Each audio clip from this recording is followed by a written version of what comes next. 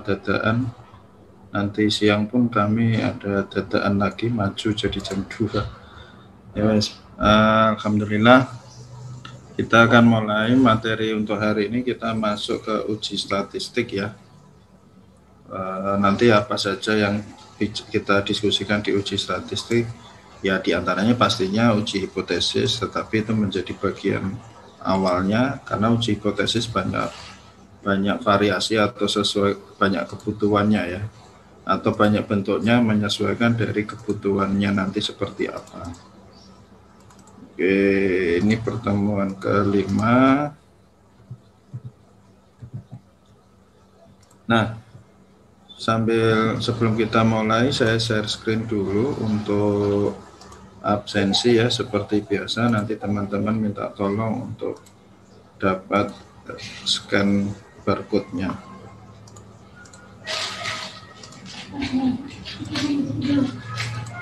Ya, silakan.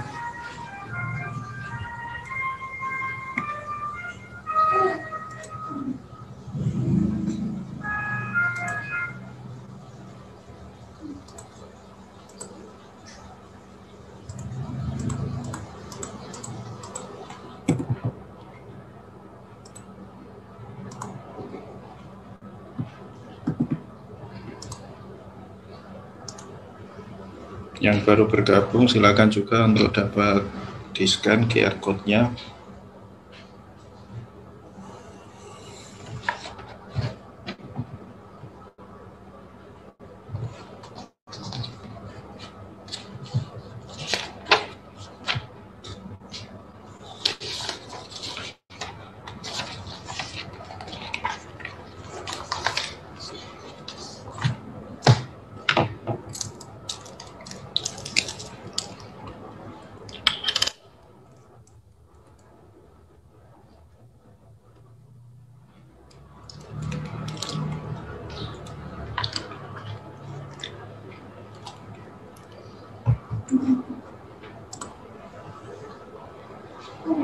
Oke, sudah semua? Oke, saya tutup dulu ya. Nanti bagi yang belum, saya akan absenkan secara manual.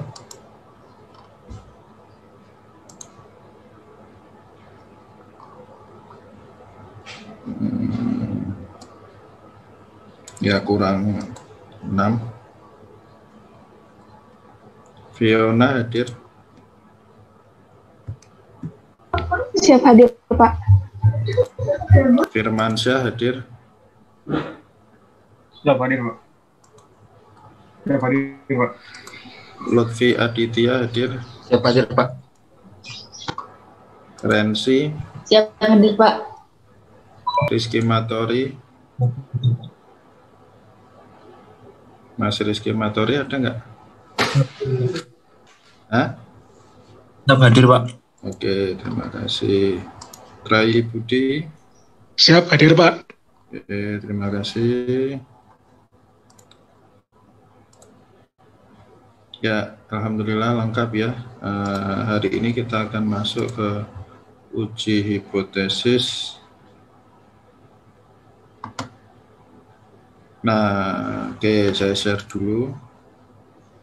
Mungkin sebagian sudah pernah Anda pelajari, atau jangan-jangan sudah semua. Atau apa yang sudah pernah Anda kenal dari uji statistik?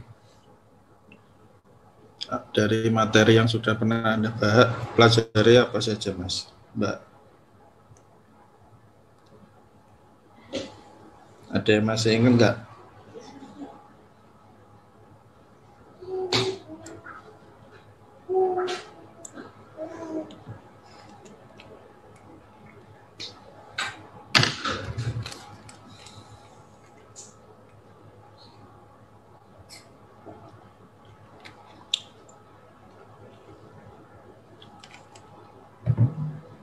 Oke, buat diam-diam menang-menang tak bicara ini.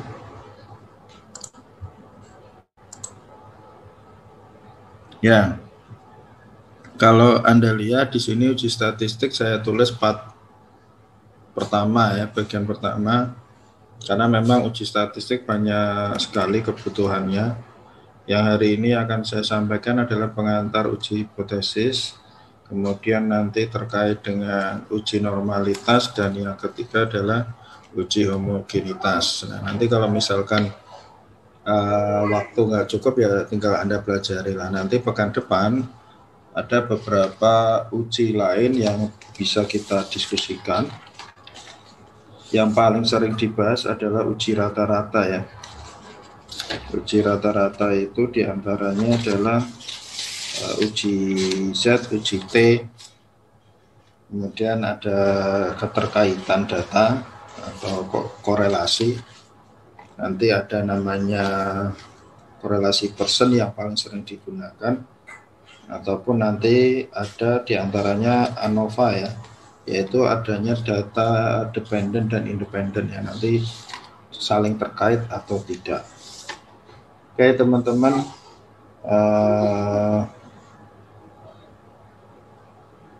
kita akan mulai dengan pengantar uji hipotesis secara umum. Ya, sebenarnya uji statistik ini secara keseluruhan berisikan tentang uji hipotesis yang sesuai kebutuhannya tadi. Bahkan ada teknik uji statistik yang dapat digunakan nanti untuk uji normalitas misalkan, ataupun nanti dapat secara bersamaan juga bisa digunakan untuk keterkaitan di antara dua data. Nah, termasuk tadi terkait dengan data dependent independent, itu ada uji T dan uji F juga. Apakah nanti kita sejauh itu nanti kita lihat ya, karena materinya cukup banyak. Nah, mungkin nanti untuk secara teknis atau secara terapan lebih jauhnya Pak Rista yang mungkin bisa lebih memperdalam.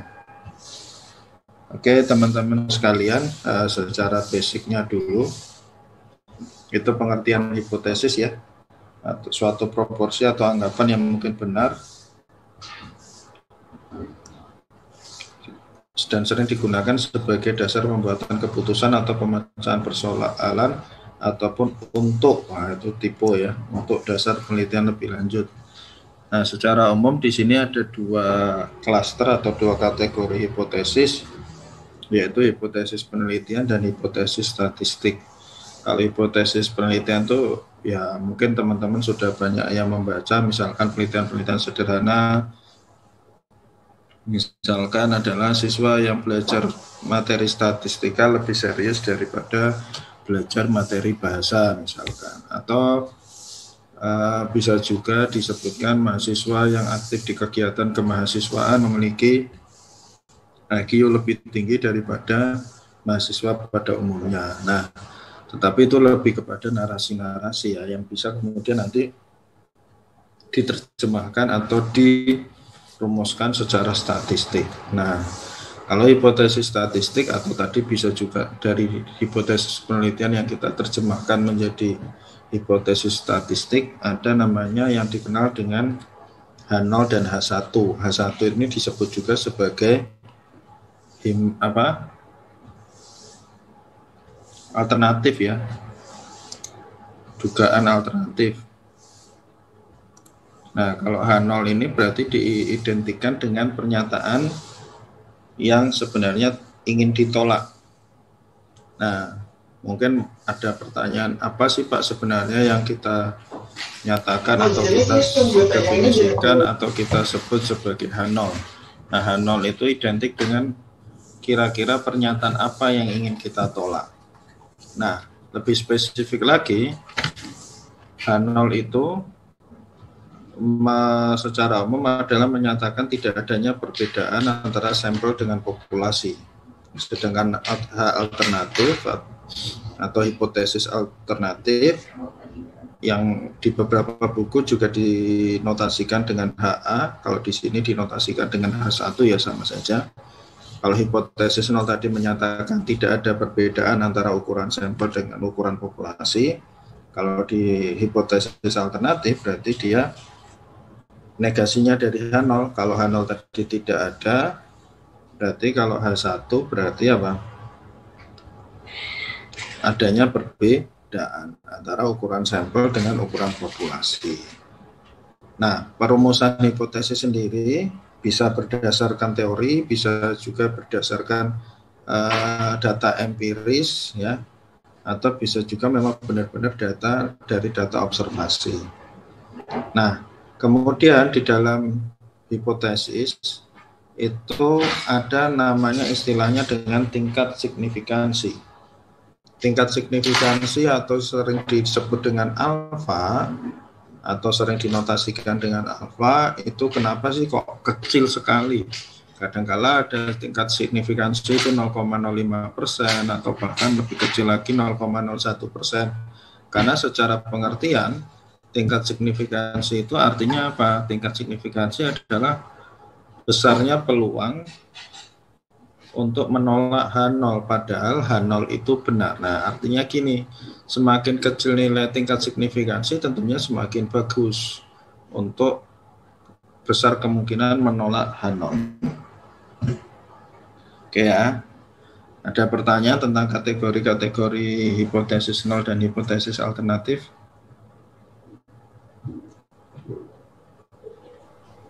Siap belum, Pak? Oke, terima kasih. Nah, di sini ada beberapa langkah ya, ini secara umum ya. Secara umum, langkah-langkah yang dilakukan dalam melakukan uji hipotesis. Yaitu tentunya tentukan hipotesisnya ada dua kemungkinan ya, satu sisi atau dua sisi. Kemudian ada tingkat signifikansi di langkah kedua. Kemudian yang ketiga adalah statistik pengujinya. Kemudian yang keempat daerah kritis atau daerah kritik. Daerah kritik ini berarti menyatakan apa?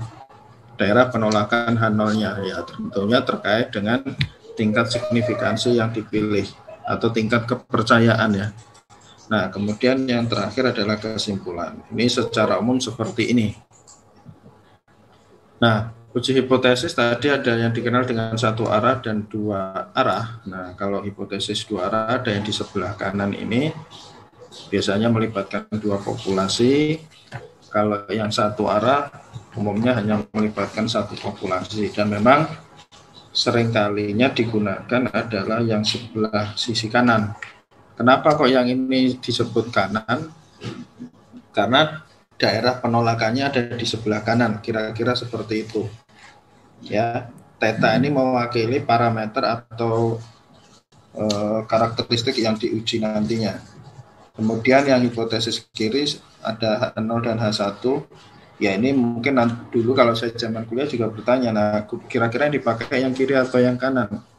Nah, tergantung dari kembali pada makna atau definisi hipotesis nol tadi. Hipotesis nol itu adalah apa tadi?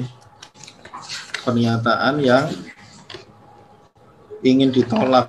Nah, kira-kira gitu. Nah, kebetulan yang hari ini akan kita bahas baik normalitas maupun homogenitas itu banyak yang menggunakan hipotesis kanan ya, semuanya menggunakan hipotesis kanan. Jadi nanti statistik ujinya H0 akan ditolak jika theta 0 lebih dari theta alfa. Theta alfa ini berarti apa?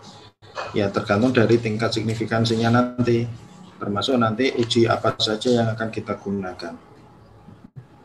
Nah, ini daerah penolakannya, ini untuk yang dua sisi, yang pojok kanan ini untuk yang sisi kanan, yang sebelah kiri ini untuk yang sisi kiri.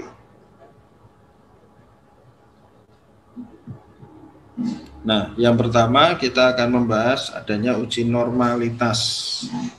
Nah, mungkin minggu kemarin atau 2 minggu yang lalu, 2 minggu yang lalu sepertinya ya, atau 3 minggu yang lalu, saya lupa. Kita sempat menyinggung adanya skewness dari suatu kurva normal ya. Nah, uji normalitas tentunya ya sesuai dengan namanya, mengukur sejauh mana atau mengukur apakah data yang memiliki distribusi normal atau setidaknya mendekati distribusi normal.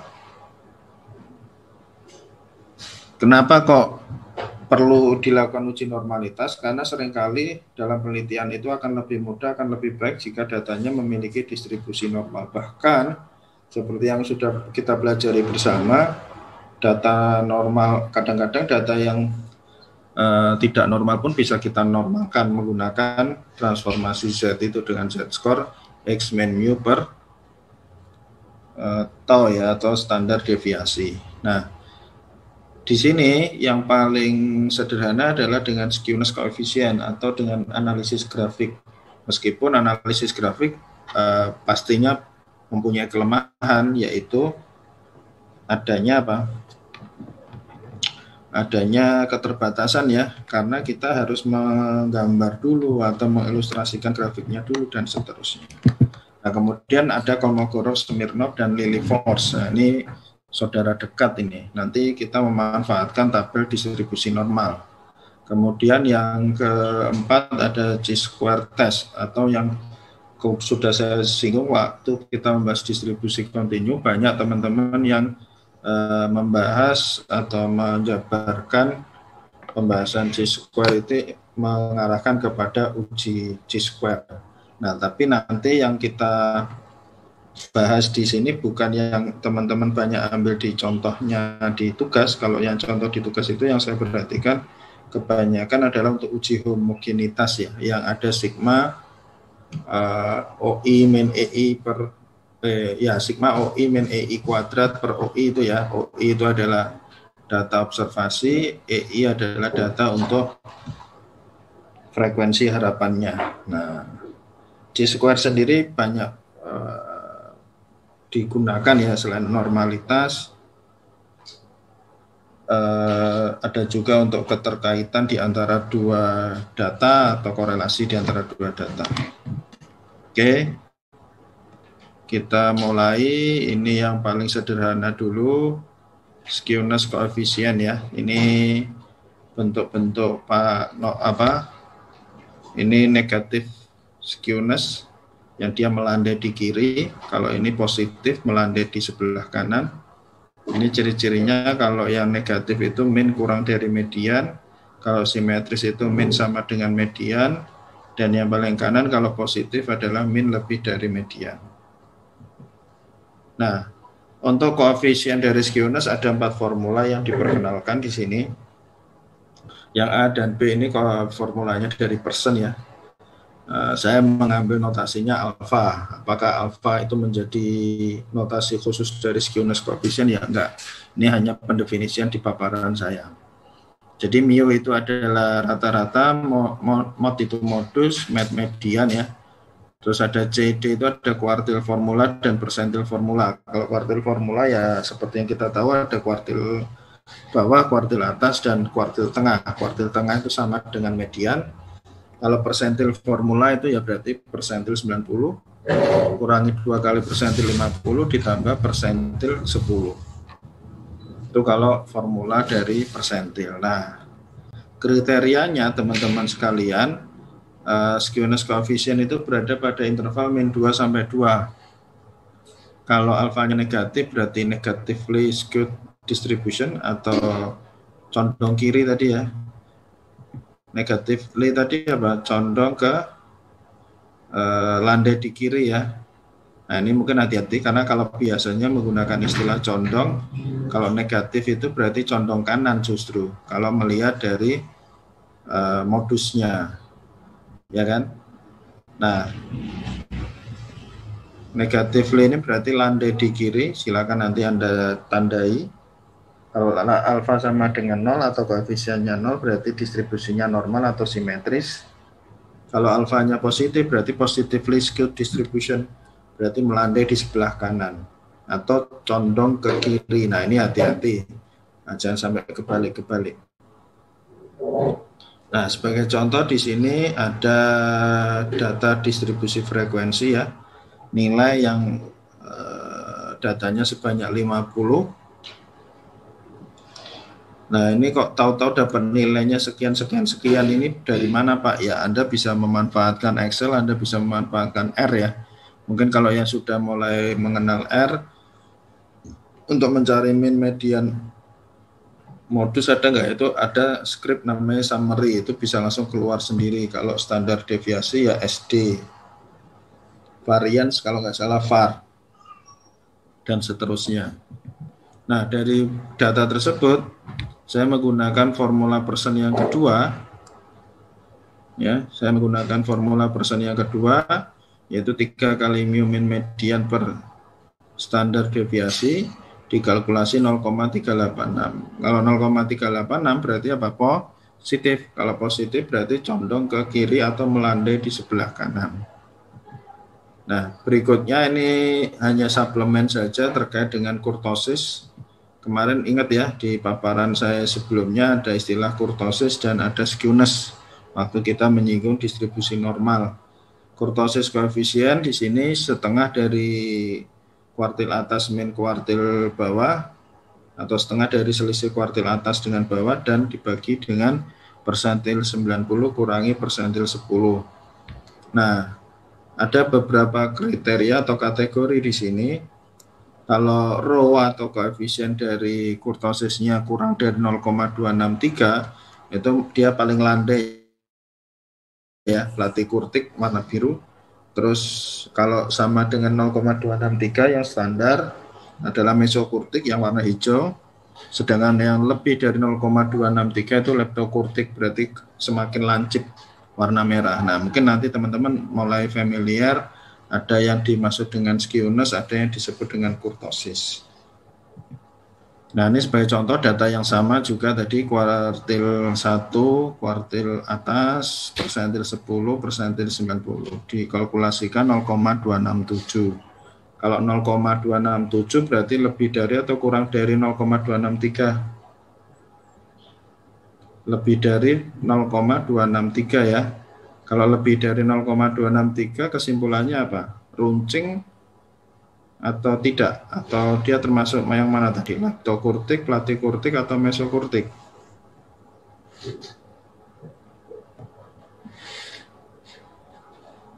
Kelupaan. Kita lihat kalau kelupaan nih, berarti kalau lebih dari 0,263 itu leptokurtik. Berarti datanya sangat runcing ya.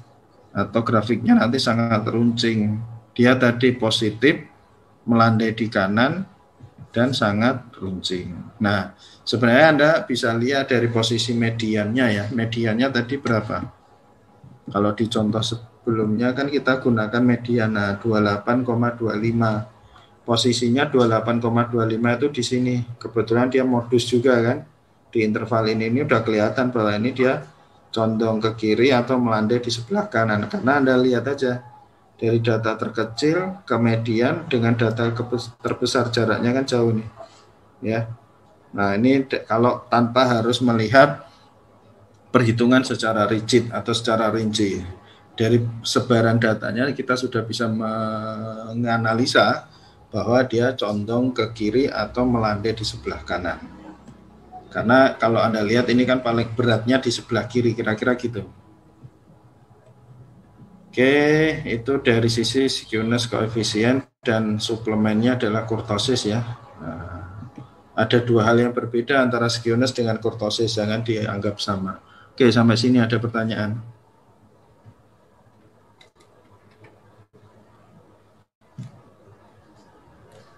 Iya Pak, izin bertanya Pak. Silakan Mas. Iya Pak, tadi kan ada rumus yang Pearson formula 1 sama yang formula 2 gitu Pak. Itu perbedaan penggunaannya kayak gimana Pak? Sama saja Mas. Jadi ini skewness koefisien ini ada 4 pilihan yang bisa digunakan. Ya, jadi ada 4 formula A, B, C, D, dan keempat-empatnya sama. Anda bisa gunakan yang A boleh, yang B boleh, yang C boleh, yang D boleh. Dan kriterianya juga sama. Kalau positif berarti positively skewed, atau tadi apa, condong kiri melandai di kanan. Kemudian yang negatif berarti condong kanan melandai di kiri, kira-kira gitu. Kalau simetris berarti dia normal. Oke ya. Jadi ini ada 4 formula yang dapat digunakan. Nanti silakan dicoba saja jika dimungkinkan.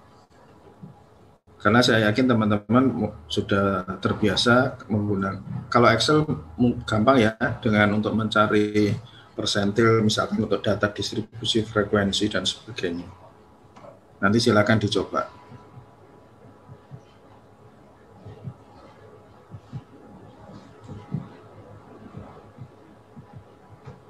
Oke, ada lagi, silakan. Sebelum kita beralih ke yang lebih teknis lagi, kalau tadi kan analisa grafik ya.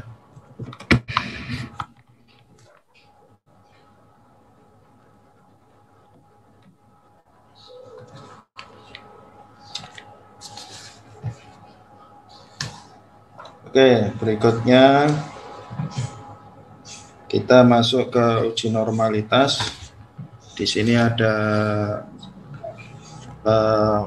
uji KS ya, atau Kolmogorov-Smirnov.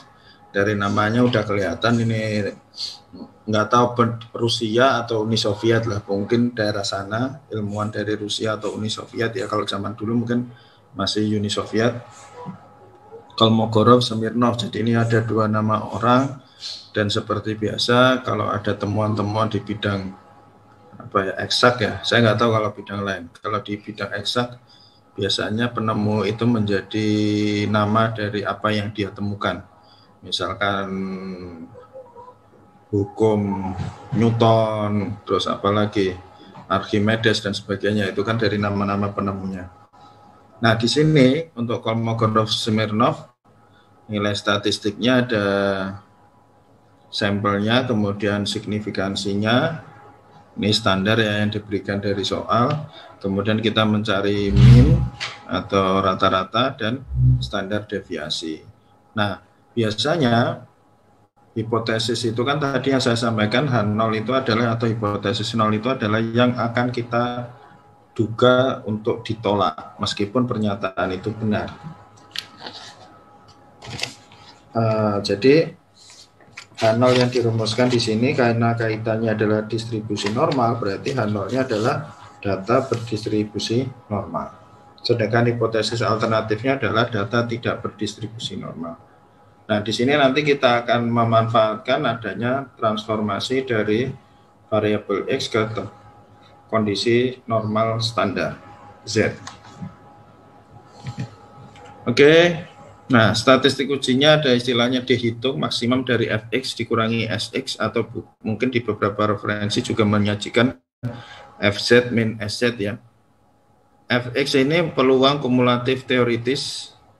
Mungkin kalau membingungkan tulis saja Fz, nggak ada masalah. Peluang kumulatif teoritis ini artinya apa? Nanti kita menggunakan tabel distribusi normal standar dengan minnya 0, standar deviasinya 1. Yang sudah kita bahas waktu kita menyampaikan distribusi normal. Sx adalah peluang kumulatif observasi. Nah, sederhananya adalah jika dihitung lebih dari sama dengan D alfa, maka H0 ditolak. Kalau H0 ditolak berarti apa? H0 ditolak berarti dia datanya tidak berdistribusi normal. Nah, sedangkan sebaliknya jika dihitung kurang dari D alfa, maka H0 tidak ditolak atau diterima, yang dengan kata lain datanya berdistribusi normal. Nah, ini nanti karena kita ada dihitung dengan D alfa. Nah, D alfa ini identik dengan data tabel ya. Di situ saya tampilkan tabel untuk Kolmogorov-Smirnov. Nah, untuk Kolmogorov-Smirnov ini teman-teman kalau misalkan nanti terlalu kecil dari slide yang saya sampaikan, teman-teman bisa googling di internet, cukup banyak itu. Oke. Nah, kita masuk ke contoh.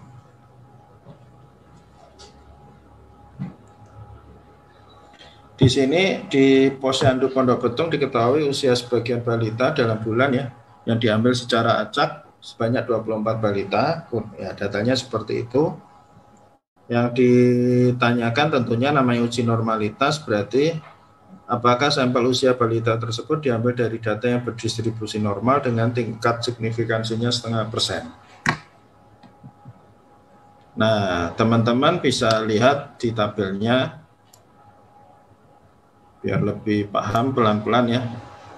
Di sini ada 18, frekuensinya adalah 1, 19 1. Jadi kalau di dalam Kolmogorov-Smirnov itu disarankan untuk datanya diurutkan terlebih dahulu dari yang paling kecil ke yang paling besar. Tadi ada 24 orang balita ya, yang usianya dalam bulan dicatat, ada 24 sampelnya. Di sini ada 18, ada 1, 19 ada 1, 23 ada 1, 24 ada 1, dan seterusnya. Nah, di sini dicatat 33-nya ada 2, kemudian 36-nya ada 3. Oke, sampai yang paling senior nih ya, balita paling senior 58 bulan, karena dia udah enggak, sebentar lagi sudah tidak disebut sebagai balita. Nah, kemudian ini kita gunakan frekuensi kumulatif. Frekuensi kumulatif ya tentunya tinggal penjumlahan saja ya, secara berurutan 1, 2, 3, 4, 5, 6, 7, 8, 8 tambah 2, 10 tambah 1, 12 tambah 3, 15, dan seterusnya sampai terakhir frekuensi kumulatif harus sesuai dengan jumlah ruang sampelnya atau data sampel yang diambil. Nah, SX tadi menandakan apa? SX ini menandakan apa tadi? Peluang observasi kumulatif. Terima kasih Mas. Peluang observasi kumulatif ya. Nah, kok itu ada angka 0,0417 itu dari mana? Angka 0,0417 itu munculnya dari 1/24 ya.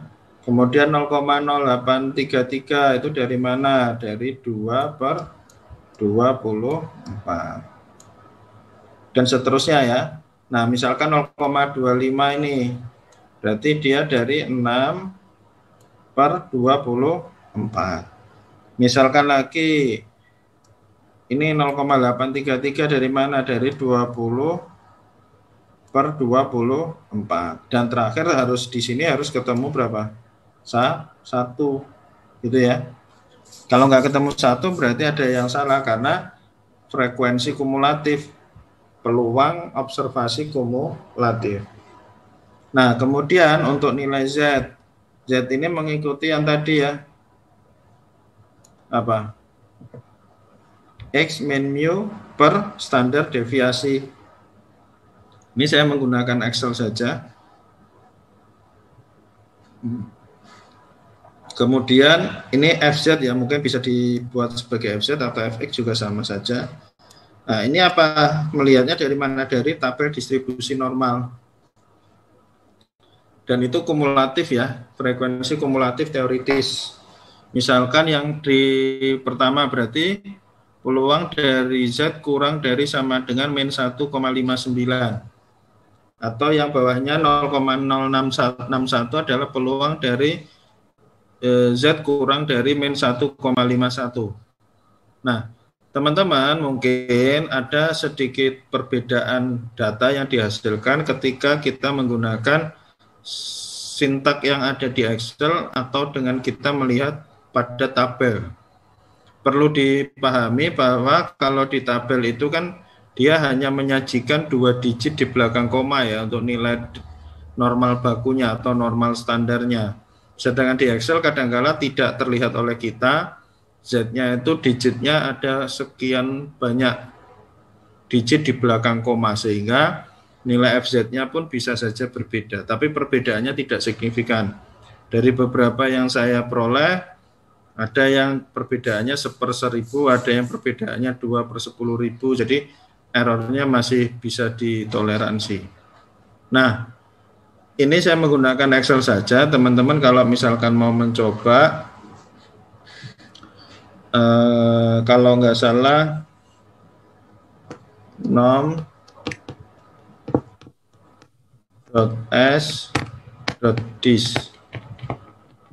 atau kebalik ya, nanti silakan dicek. Saya nggak bisa buka Excel karena sedang paparan. Oke ya, nanti silakan dicek. Kalau kemarin saya ingat saya ada yang ngomong belum pernah nyoba Pak, tapi ya silakan dicek. Anda iseng-iseng aja masukin di Excel, kan biasanya ada guidance-nya ya, kira-kira makanya apa. Nah, dari SX yang kita sudah peroleh di sini, kemudian efeknya kita sudah peroleh, kita cari apa? Selisihnya diberi harga mutlak ya. Selisihnya diberi harga mutlak biar positif semua. Nah, dari sini Anda cari maksimum. Tadi kan dihitungnya apa? Mana tadi? Ini ya. Dihitungnya maksimum maksimum selisih antara peluang kumulatif teoritis dengan peluang kumulatif observasi. Nah, di sini teman-teman dihitungnya diperoleh 0,1565 sesuai dengan yang ada di warna kuning. Ya kalau di Excel mudah saja, nanti tinggal maksimum ya, fungsi maksimum dari seluruh data yang ada pada kolom paling kanan. Kalau Anda mau ngecek satu-satu ya silahkan. Nah, kemudian D alpha ini 0,269. Oke. Nah, D alpha 0,269 itu diperoleh dari mana, Pak? Diperoleh dari data sebanyak 24 dengan apa namanya? Data sebanyak 24, tingkat signifikansinya ada berapa itu tadi? 0,05%. Bukan 0,05%, 0,5% atau 0,05. Yuk kita lihat lagi kalau yang mungkin lupa dengan tabel Kolmogorov-Smirnov.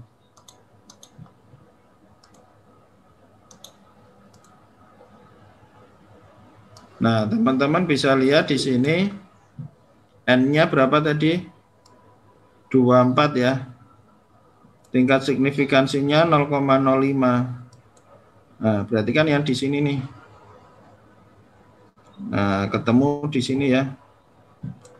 0,269. Jadi sisi horizontal itu menunjukkan banyaknya sampelnya, sisi vertikal menunjukkan tingkat signifikansinya. Nah, sehingga kalau dihitungnya 0,1565 dengan D alfanya 0,269. Kesimpulannya apa, teman-teman?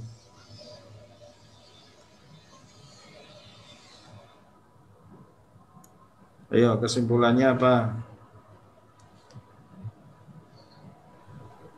Mbak, DA lebih besar daripada dihitung. Ya, berarti kesimpulannya apa, Mas? Ya, 0 ditolak ya, Pak. Kenapa? Nolnya diterima. H0-nya diterima ya, atau H0-nya tidak ditolak. Jadi karena dihitungnya lebih kecil daripada D alfa, atau kalau tadi D tabel ya, atau kalau Yasin bacanya D tabel lebih besar dari dihitung. Nah, di situ ada kesimpulannya, berarti data atau sampel yang dipilih berasal dari data yang berdistribusi normal. Oke, jelas sampai sini?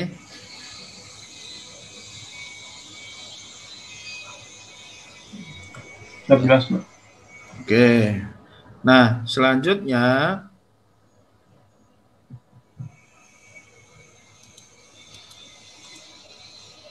Lilliefors test. Ini mirip sekali dengan Kolmogorov-Smirnov. Ya, dia nanti ada pakai data normal standar juga. Kita juga akan memanfaatkan tabel normal baku juga, mirip sekali. Yang membedakan nanti adalah tabel dari Lilliefors-nya. Formula atau statistik ujinya pun juga sama, maksimum dari selisih antara peluang kumulatif teoritis dengan peluang kumulatif observasi. Nah, daerah kritisnya juga sama, H0 ditolak ketika L hitungnya lebih dari sama dengan L tabel. Oke. Ini nilai kritis untuk atau tabel dari Lilliefors. Di paling kiri di tabel tersebut ada ukuran sampelnya ya. Terus di sebelahnya adalah kolom-kolom yang mewakili tingkat signifikansi. Oke, kita nunggu azan dulu sebentar.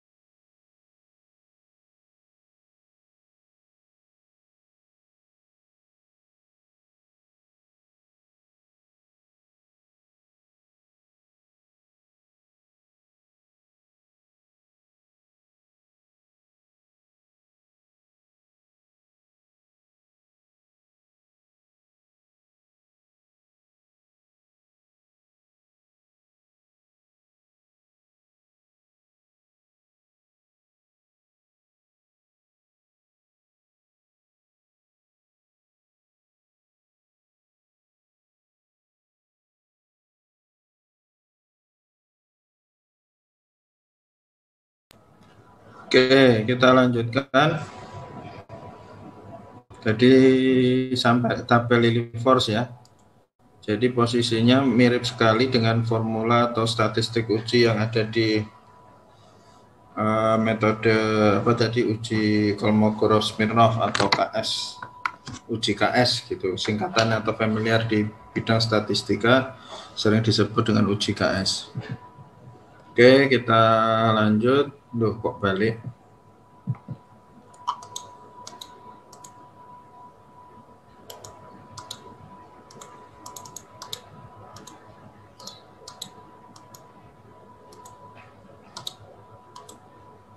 Nah, sebagai contoh di sini ada usia mulai datang bulan dalam tahun ya pada sejumlah wanita dengan sampel diambil secara acak dari 18 orang. Ya mungkin ini usia puber, usia anak remaja. Nah, tingkat signifikansinya 0,5%. Nah, tabelnya kalau kita lihat di situ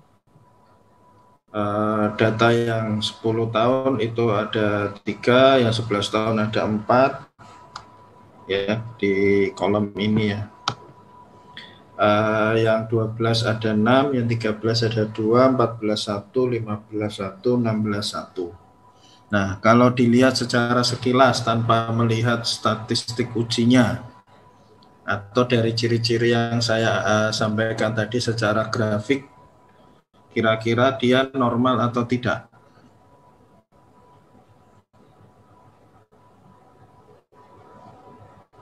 Kira-kira normal nggak teman-teman?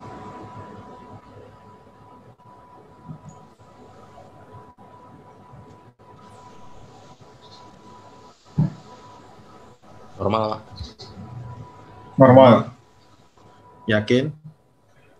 Izin Pak, Tapi apa? Ya, silakan.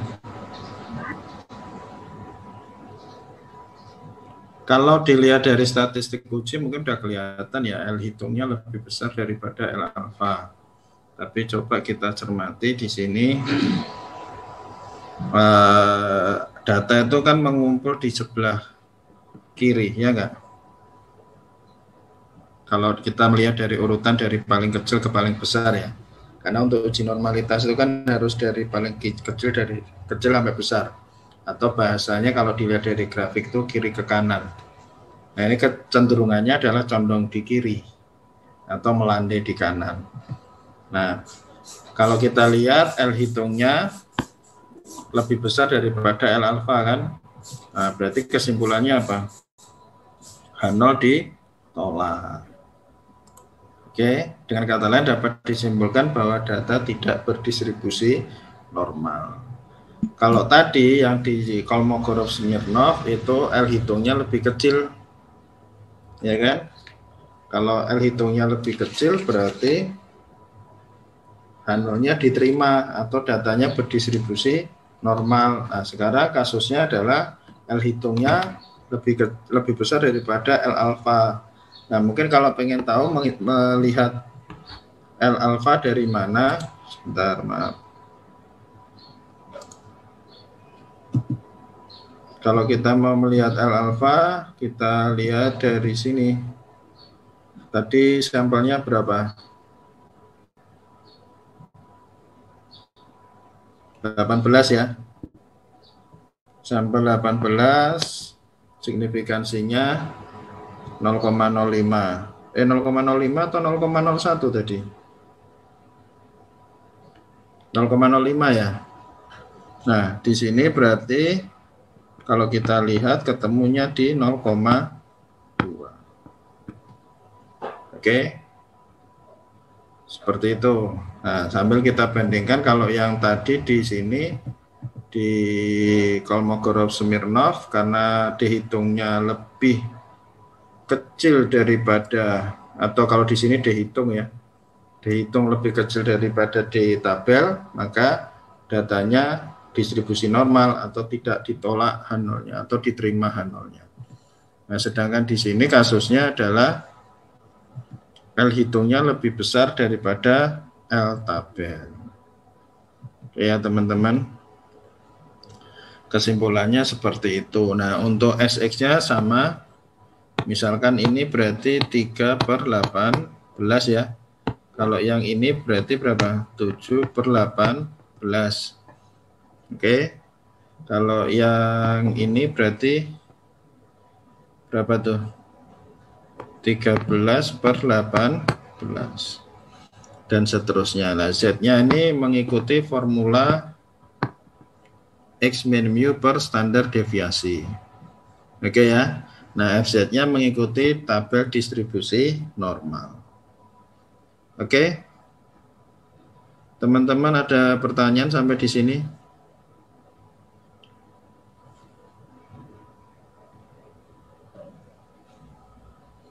Oke, kalau cukup jelas, karena ini masih mirip sekali antara KS dengan Lillie force. Hanya yang membedakan tabel rujukan untuk L hitung ataupun D L tabel ataupun D tabelnya.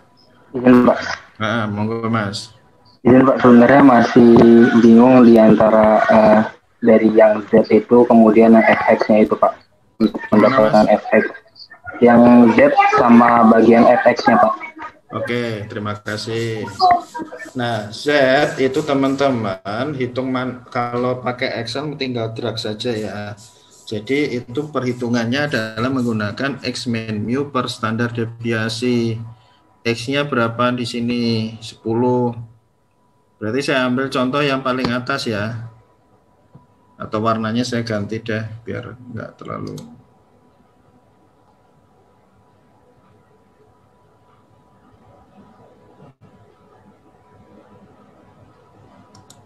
Oke.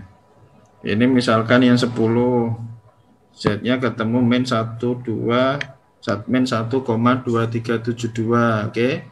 Berarti Z-nya Anda hitung dari X min mu. Mu-nya berapa? 12,056. Per standar deviasinya dari mana? 1,661,757. Nah, nanti untuk yang baris pertama, untuk X-nya 10, teman-teman akan mendapatkan Z-nya adalah negatif 1,2372. Nah, untuk FX atau FZ ya, mungkin FZ nyebutnya, ini adalah mewakili siapa? Mewakili peluang Z kurang dari, maaf bentar. Z kurang dari berapa? Min 2,3 maaf. Oh kok min 2, bentar, salah kan.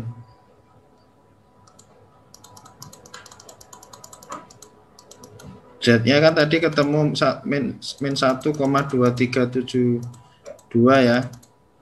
Nah, kebetulan saya ini menggunakan Excel.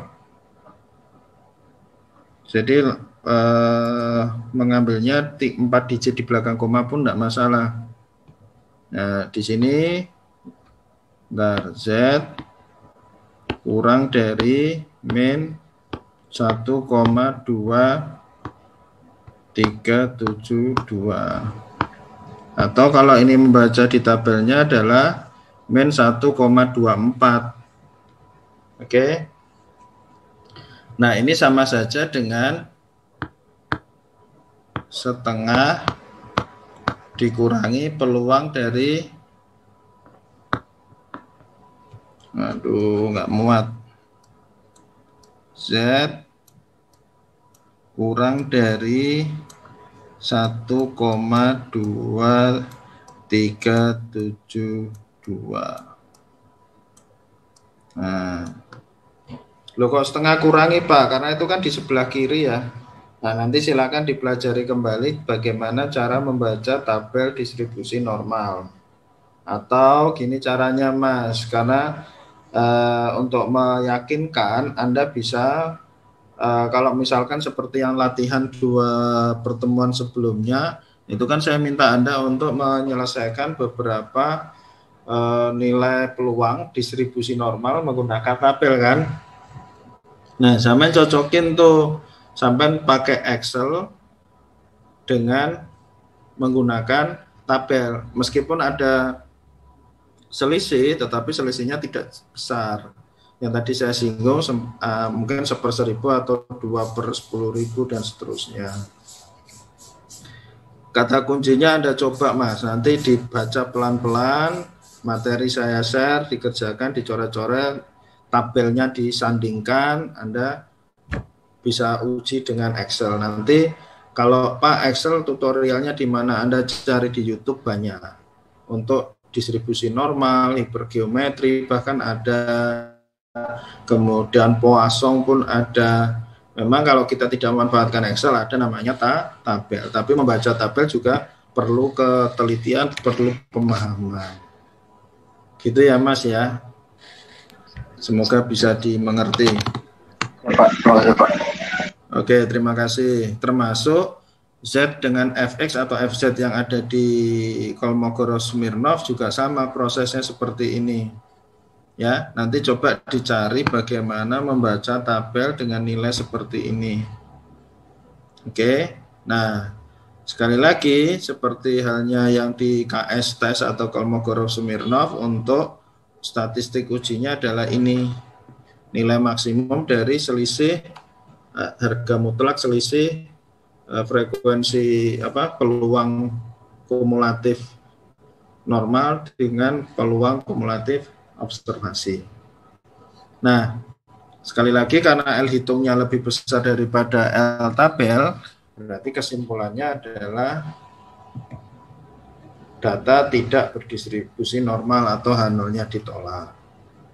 Ya, ini mungkin ruwet ya. Nanti teman-teman bisa melihat file bersihnya ketika saya kirim format PDF di G-Class.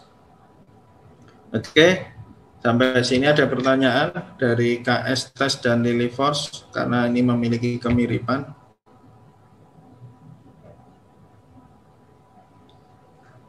Nah, sambil mungkin siapa tahu masih ada yang bertanya. Jadi jangan malu ya, misalkan Pak, saya tabel distribusi normal masih bingung Pak cara bacanya.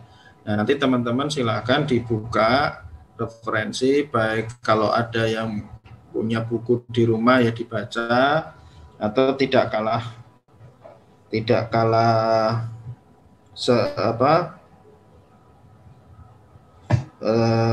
referensi di internet cukup banyak ya. Referensinya sangat luar biasa di YouTube, bahkan ada tutorial. Kalau Anda pengen nyekrip di R pun juga banyak di sana. Bahkan ada beberapa yang menyandingkan distribusi normal atau uji square menggunakan Excel, menggunakan bahasa R, itu ada, itu banyak sekali. Saya juga banyak belajar dari sana. Oke. Jadi kalau YouTube ada di HP Anda atau internet Anda cukup kuota, ya coba dicari-cari. Nggak hanya ngikutin Jimny Challenge ya, mungkin yang Taruna tahu kemarin ada Jimny Challenge ya. Atau jangan-jangan ngikutinnya TikTok. Ya coba dibaca-baca, itu referensi banyak tuh ya. Oke, terima kasih. Nanti boleh japri saya kalau ada yang bingung atau diskusi dulu ke temennya. Syukur-syukur nanti saya carikan tutorial YouTube kalau memang benar-benar nggak bisa nyari sendiri. Oke, berikutnya kita masuk ke uji chi-square atau chi-square ya. Ini ada derajat kebebasan. Nah, derajat kebebasan di sini tergantung datanya. Nanti kalau di kasus ini nanti ada formulanya, karena untuk chi-square untuk distribusi normal ini identik untuk data yang distribusi frekuensi interval. Jadi datanya dalam bentuk interval. Kalau tadi untuk yang KS test dan untuk yang Lily-Force test, dia datanya data tunggal, tidak berkelompok. Kalau ini datanya data berkelompok. Nah, untuk derajat kebebasan di sini, karena ini untuk data berkelompok, untuk data numerik ya. Kemarin kan kita sudah bicara data numerik, ada data kategorik ya. Nah, derajat kebebasannya di sini adalah, oke, bentar.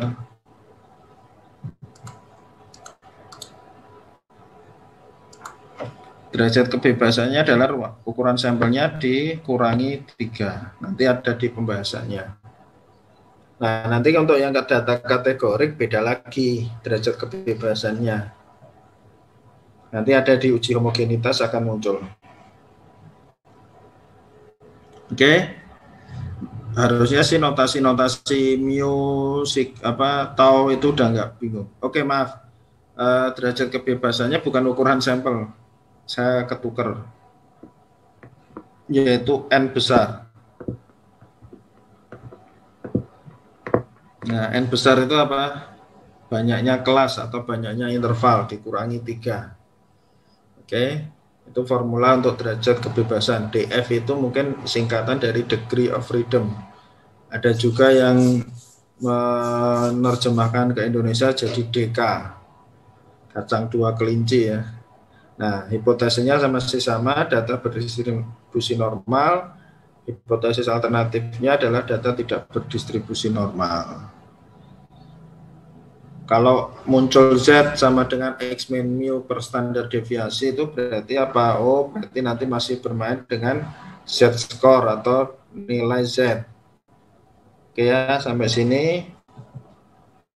Nah, statistik ujinya adalah ini yang teman-teman sudah bahas di resume ya, meskipun resumenya masuknya ke uji statistik bukan distribusi frekuensinya, distribusi peluangnya. Nah, uji statistiknya adalah sigma OI min EI kuadrat per EI. EI ini adalah frekuensi yang diharapkan, OI adalah frekuensi observasi. Ya, frekuensi yang diharapkan ya identik kalau di SMA istilahnya frekuensi harapan ya. Nah, untuk daerah kritisnya sama, selama yang hitung lebih besar daripada tabel berarti H0-nya ditolak. Nah, ini untuk tabel dari chi-square. Ya, di situ ada degree of freedom-nya, kolom paling kiri, dan yang sebelah-sebelahnya adalah kolom mewakili dari tingkat signifikansi. Oke, kita akan lanjut pembahasannya. Di sini ada data nilai matematika dari 32 orang siswa. Selidiki apakah data tersebut berdistribusi normal dengan tingkat signifikansi 0,1%. Oke, nah dari data ini harus disajikan ke dalam bentuk distribusi frekuensi ya, data berkelompok, karena uji chi-square untuk normalitas ini dia harus menyajikan dalam data berkelompok. Ada 32, N-nya 32, sigmanya 0,1%, mu-nya atau rata-rata 61,81, standar deviasinya 16,25. Nah, banyak kelasnya 6. 6 ini dari mana? Nanti Anda cari sendiri ya. Degree of freedom-nya berarti 6 dikurangi 3. Oke, teman-teman. Masih ingat bagaimana merubah data tunggal menjadi data distribusi frekuensi atau menyajikan data tunggal ke data distribusi frekuensi? Banyak kelas bisa dihitung dengan cara apa?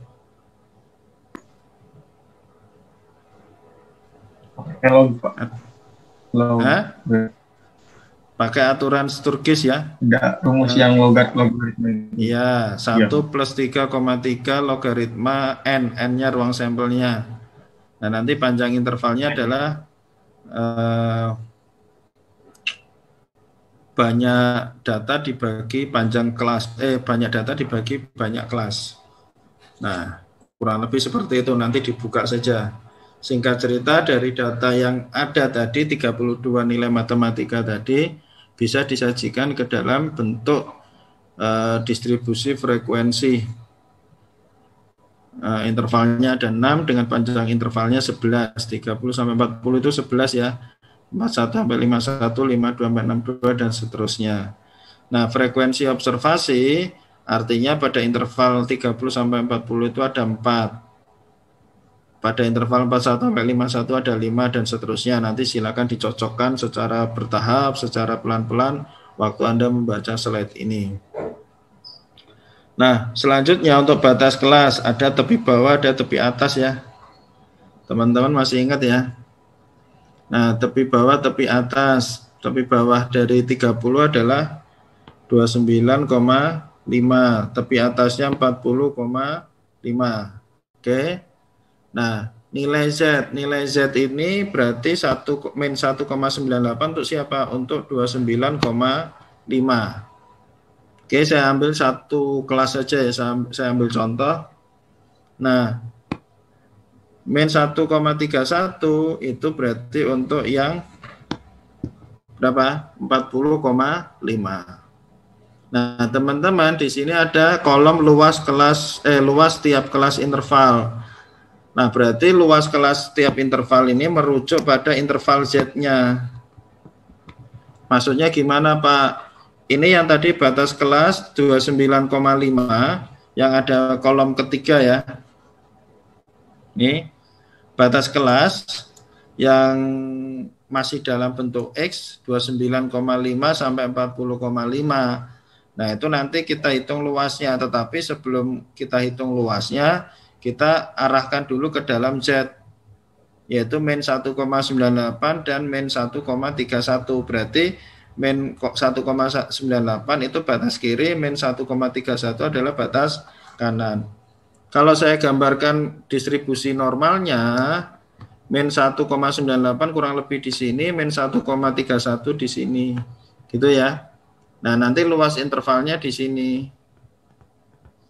Oke. Cara bacanya gimana, Pak? Nah, untuk menghitung seperti ini berarti kan peluang antara berapa? Min 1,98 ya.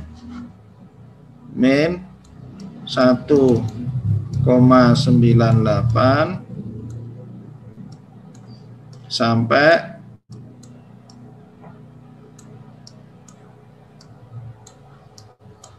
berapa? Min 1,31.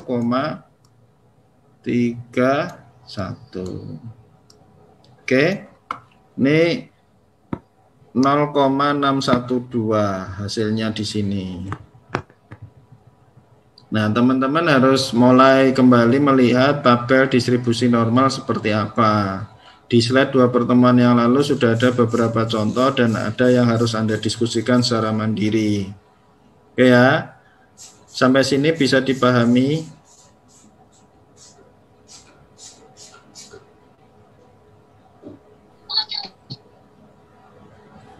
Oke, nanti silakan dicermati. Tapi gampangnya begini, kalau di nilai Z, Anda lihat kolom nilai Z. Kalau Anda lihat di kolom nilai Z, ini kan dari min 1,98 dan min 1,31. Kalau sama-sama negatif, itu luasnya dicari selisihnya. Selisih dari mana? Selisih dari peluang dari min 1,98 dan peluang dari min 1,31. Jadi ini Anda baca dulu di dalam tabel, kemudian dicari selisihnya, ketemu 0,0162. Berikutnya, kalau ada yang tandanya berbeda, min 0,63 dan 0,04. Kalau tanda sama itu dicari selisih. Kalau tandanya beda, justru di jumlah ya. Nah, di jumlah karena satunya di kiri, satunya di kanan. Kiri dan kanannya siapa? Kiri dan kanannya sumbu simetri, yaitu mu sama dengan 0. Oke, atau Z sama dengan 0. Oke ya teman-teman, kalau tandanya sama justru dikurangi selisih. Kalau tandanya beda justru ditambah. Tuh. Nah, kemudian di sini ada frekuensi harapan. Frekuensi harapan seperti kalau Anda ingat frekuensi harapan waktu SMA apa? Banyak data dikali peluang kan? Nah, datanya berapa di sini? 32 dikali 0,0612 ketemu 1,9584.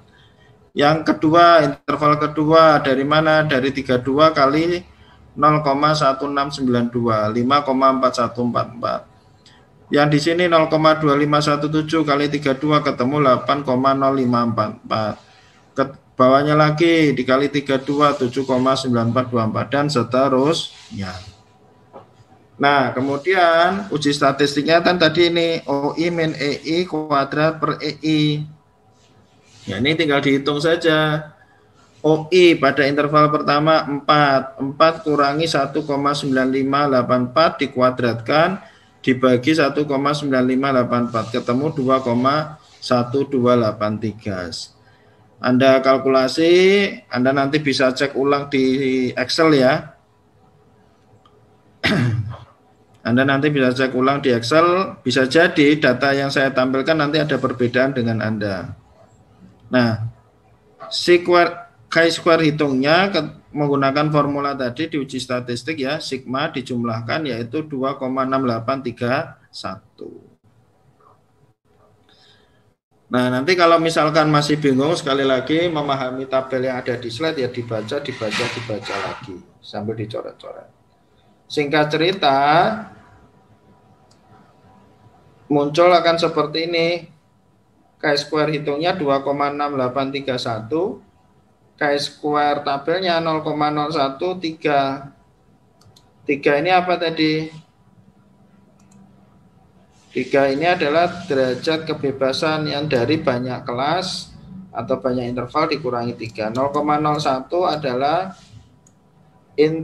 tingkat signifikansi. Nanti silakan dicek di dalam tabelnya. Anda bisa buka di slide saya yang nanti saya share adalah 11,345. Karena chi-square hitungnya kurang dari chi-square tabel, berarti H0 diterima.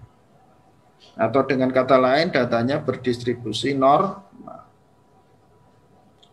Nah, mungkin dari sini Anda bisa lihat normal itu dilihat dari mana. Ini ngumpulnya di tengah kan. Nah, kira-kira gitu. Mungkin kalau secara sekilas ya, meskipun tidak selalu benar. Nanti Anda bandingkan dengan contoh yang ada di Lily Force tadi, dia ngumpul di kiri kan.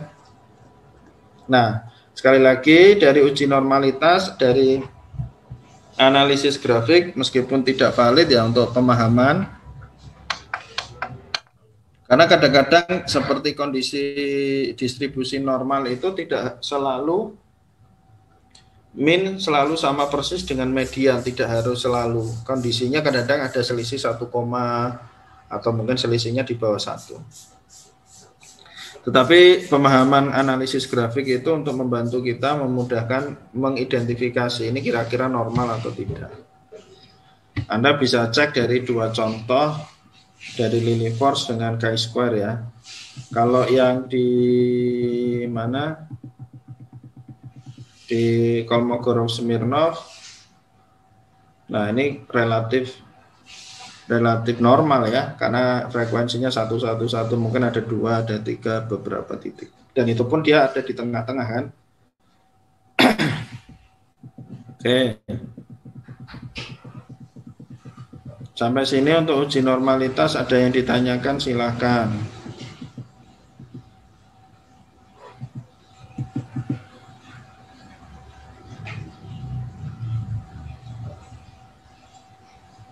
Silakan yang ada pertanyaan. Izin Pak, izin bertanya Pak. Silakan Mas. Izin Pak, izin bertanya. Izin Pak, untuk uji normalitas ini dalam sebuah penelitian itu tujuannya buat apa Pak? Dalam penelitian. Oke. Jadi untuk mengecek untuk data tersebut normal atau tidak Mas. Karena apa? Kadang-kadang kalau data tidak normal, dia penceng gitu ya, untuk diteliti tidak cukup baik, kira-kira seperti itu bahasa mudahnya. Makanya banyak asumsi, kadang-kadang diasumsikan bahwa data berdistribusi normal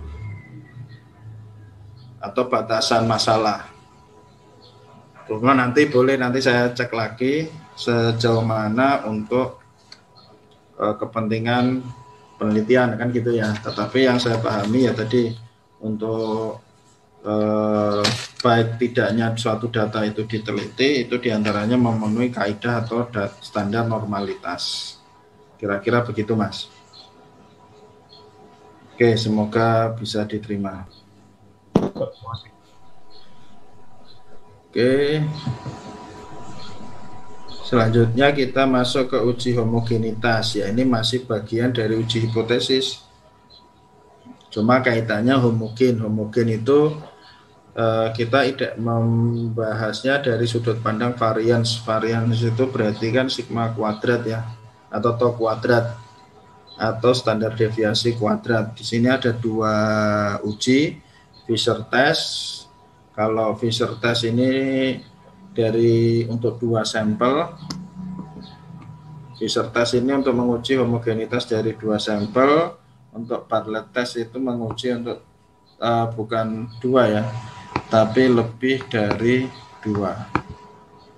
Bisa 3, 4, 5 dan seterusnya. Intinya sampelnya tidak hanya dua. Nah, kalau dikaitkan dengan penelitian ini seringkali bermanfaat untuk menguji hubungan di antara variabel atau hubungan di antara variabel ya. Nah, itu dicek dulu datanya homogen atau tidak. Kalau dia tidak homogen, ya tidak bisa dicari korelasinya. Gitu kira-kira. Nah, ini saya agak percepat. Fisher test di sini kan tadi sudah saya singgung, dia untuk menguji dua kehomogenan atau kesamaan variansi atau kesamaan tau kuadrat dari dua data sampel ya. Makanya di situ ada N1, ada N2, ada mu1, mu2, varians kelompok 1, varians kelompok 2 dan derajat kebebasan. Nah, di sini nanti kaitannya dengan data kategori kebetulan. Nah, berarti derajat kebebasannya adalah kategori yang diuji dikurangi 1. Oke. Statistik ujinya adalah varians yang besar dibanding dengan varians yang kecil. Di situ kan ada tau 1 kuadrat dibanding tau 2 kuadrat, atau varians 1 dibanding dengan varians 2. Di sini varians 1-nya harus lebih besar daripada varians 2. Nah, di sini kita menggunakan uji F ya. Saya nggak tahu memang diambil dari Fisher-nya atau gimana. F hitung lebih dari F tabel maka H0 ditolak, atau F hitung kurang dari F tabel H0 diterima. Nah, di sini tadi H0-nya adalah data homogen, sedangkan hipotesis alternatifnya atau H1 adalah data tidak homogen. Nah, di sini teman-teman tabel persentase distribusi F ya.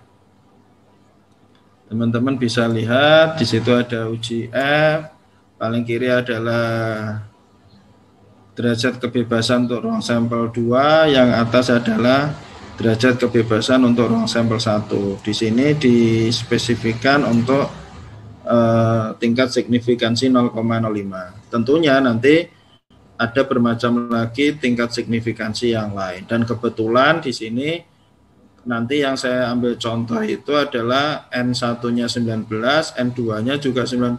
Jadi tabel ini tidak mengcover ya. Nah, lalu bagaimana Pak caranya?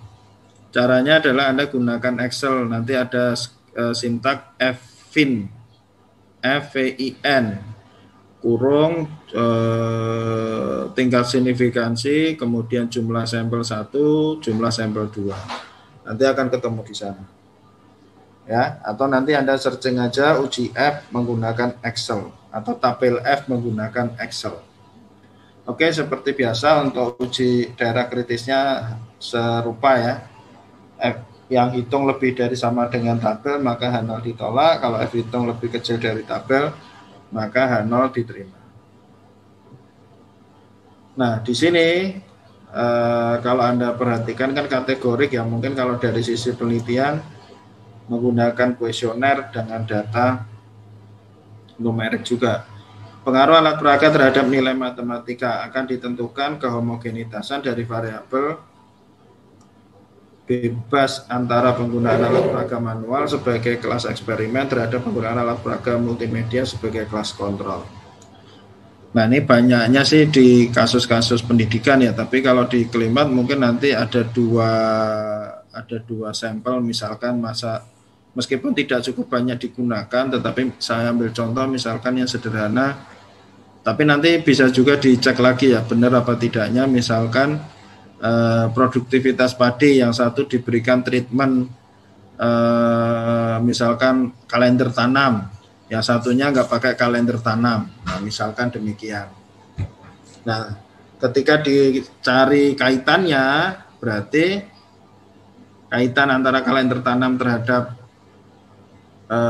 produktivitas tanaman padi misalkan ya harusnya homogen data yang diuji, baik yang antara yang menggunakan kalender tanam dengan yang tidak menggunakan kalender tanam. Ini contoh penelitian yang sangat sederhana. Nah, berikutnya datanya diperoleh seperti ini. Jadi yang menggunakan alat peraga manual itu ada 20, yang menggunakan multimedia ada 20. Nah, ini adalah nilai matematikanya. Jadi alat peraga manual ada nilai 87 3 orang, 915 orang, 968 orang, 100-nya 4. Berarti diperoleh minnya adalah 94,2, variannya 19,32632. Ini pakai Excel saja sederhana. Atau kalau mau pakai R juga boleh ya. Nah, derajat kebebasannya adalah ruang sampelnya dikurangi 1. Kemudian yang berikutnya di sini untuk yang multimedia kelompok kedua Anda bisa lihat rata-rata varians dengan derajat kebebasannya juga sama, jumlah dikurangi 1. Nah, dari sini kita bisa menghitung tadi F hitungnya apa? Varians yang besar dibandingkan dengan varians yang kecil. Ya. Varians yang besar dibandingkan dengan varians yang kecil. Berarti ketemu 1,477369. Dengan F tabelnya adalah nanti Anda bisa cek menggunakan Excel ya.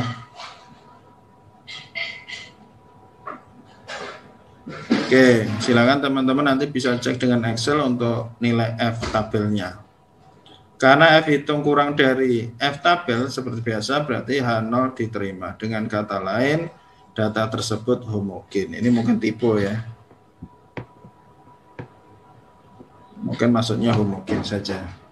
Nah, ketika datanya homogen maka dapat dilanjutkan dengan uji korelasi. Kira-kira seperti itu. Seberapa besar pengaruh antara data alat peraga terhadap prestasi. Ini sebagai contoh. Atau tadi misalkan ada treatment. Misalkan daerah tertentu ada kalender tanam, daerah tertentu tidak ada kalender tanam. Seberapa besar kalender tanam terhadap produktivitas padi? Harusnya sih dengan kalender tanam produktivitas lebih meningkat kan gitu ya logikanya. Tetapi ketika kita melakukan uji statistik ya kita harus cek juga dari 2 sampel yang kita uji itu dia homogen atau tidak sebelum kita melakukan pengaruh atau melakukan uji korelasi. Nah, untuk Bartlett test ini untuk yang sampelnya agak banyak, lebih dari 2. Saya agak cepat saja ya. Nah, nanti dicek di sini, nanti kebetulan yang saya ambil contoh adalah yang ruang sampelnya 4. Ya, itu ada NI, ada min kelompok ke I, varians dari kelompok ke I, ini ke I ya. Mungkin tadi spasi jadi besar. Kemudian hipotesisnya bukan kedua ya. Seluruh data homogen. Maaf, saya belum edit.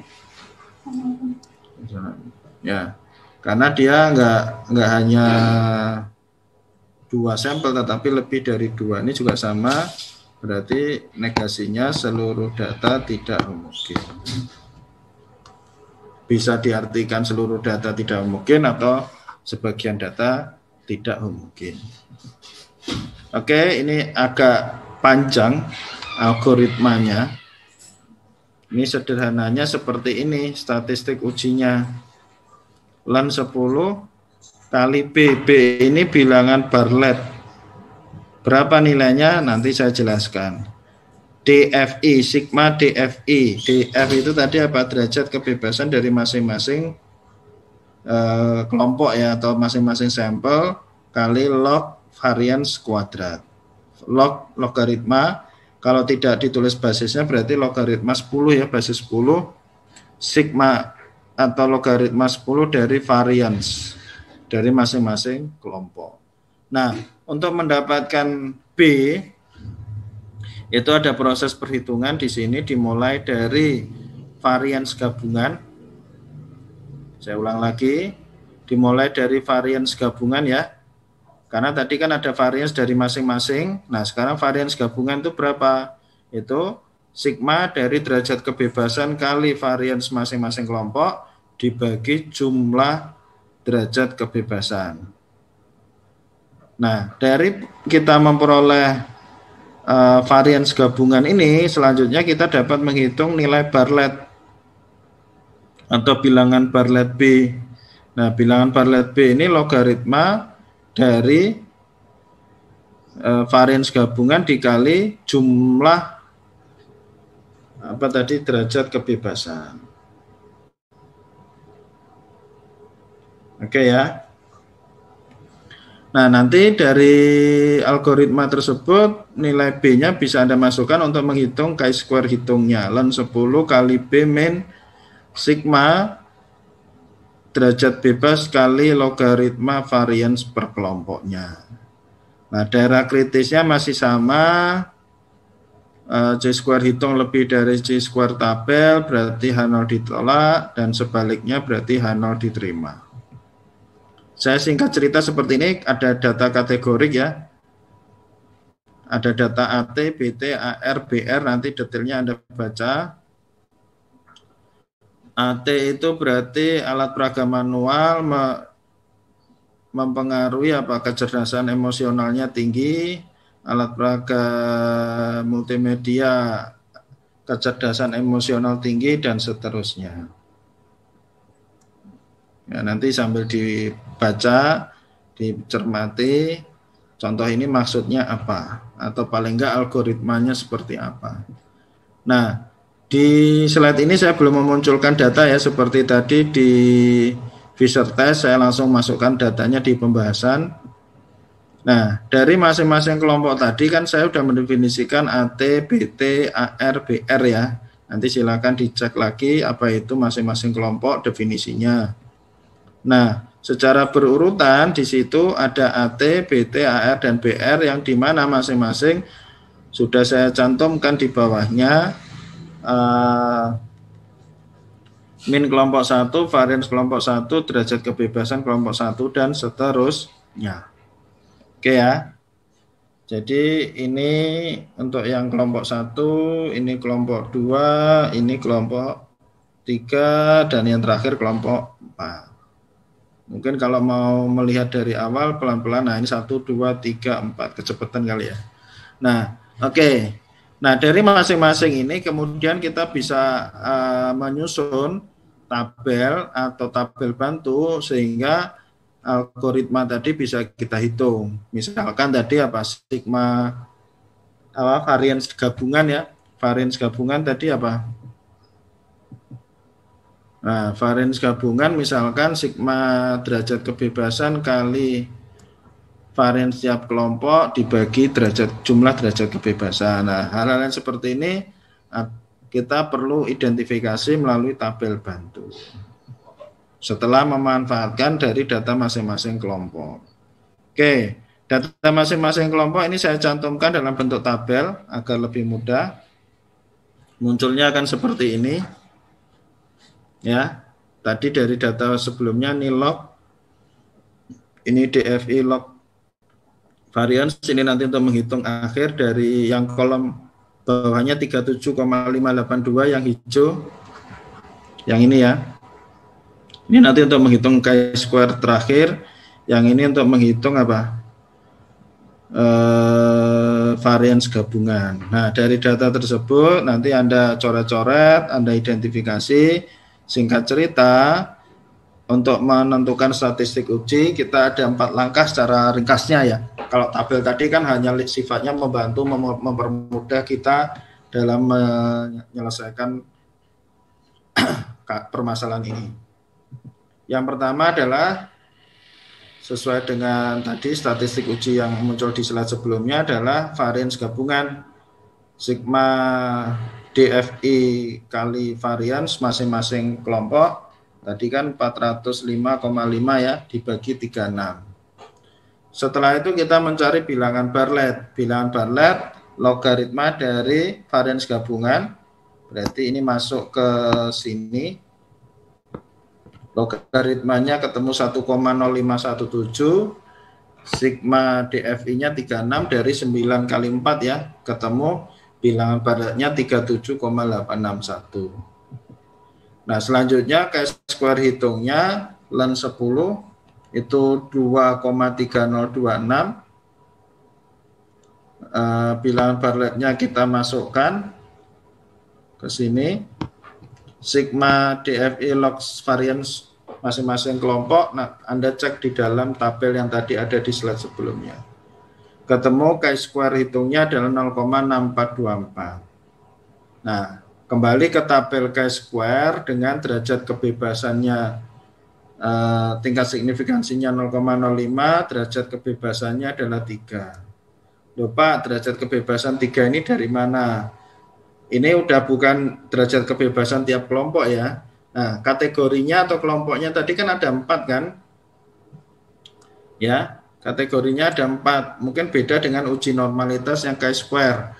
Kalau chi-square itu tadi kan data distribusi frekuensi ya, banyak kelas atau banyak interval kurangi 3. Kalau di sini data kategori berarti banyaknya kategorinya tadi 4 dikurangi 1 sama dengan 3. Ketemu chi-square tabelnya adalah 7,815. Dan ternyata chi-square hitung dari perhitungan 0,6424 dia lebih kecil daripada chi-square tabel. Kesimpulannya berarti apa kalau chi-square hitung kurang dari chi-square tabel?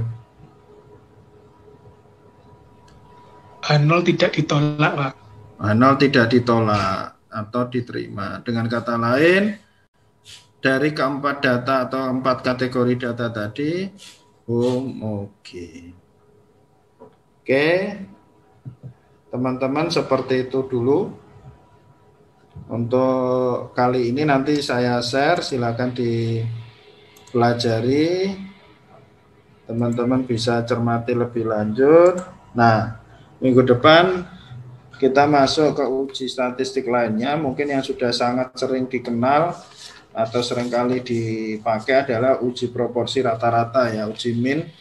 Uji rata-rata itu ada uji Z dengan uji T, dan kemudian nanti ada uji keterkaitan, yaitu diantaranya korelasi persen atau nanti chi-square dua populasi, ataupun kemarin saya baca apa sih itu, lupa saya.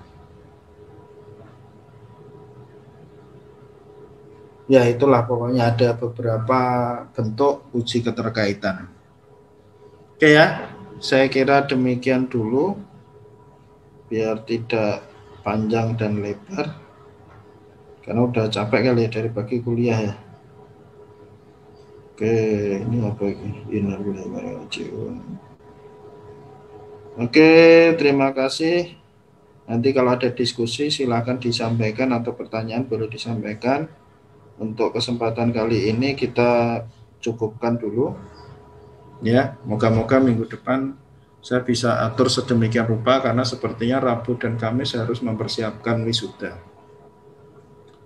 Oke ya, terima kasih teman-teman. Mohon maaf jika ada kekurangan. Selamat beristirahat. Assalamualaikum warahmatullahi wabarakatuh. Waalaikumsalam warahmatullahi wabarakatuh. Waalaikumsalam warahmatullahi wabarakatuh.